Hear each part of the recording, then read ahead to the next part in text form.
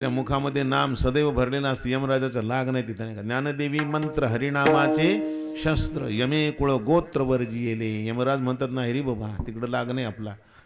तो कोणी गरीबातला गरीब असू दे रे बाबा, पण आपला लाग नाही, नाही का. तो कोणी असला तरी पण त्याच्या मुखामध्ये नाम आहे ना देवाचं, मग नाही हात लायत.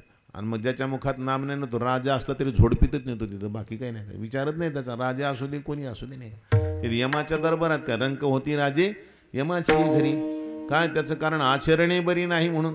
आचरण बरं कोणतं पाहिजे, भगवंताचं नाम घेत नाहीत म्हणून, नाही का. आचरणे बरी नाही म्हणून, म्हणूनच रंक होती राजे यमाची घरी.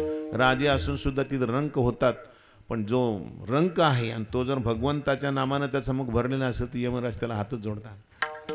धन्य बाबा तुम्ही, नाही का. जा तुमचं तिकडं वैकुंठात ठिकाणी बाबा. चिरंजीव कल्प वैकुंठी नांदे. तपाची सामर्थ्य पिंडला अमूप.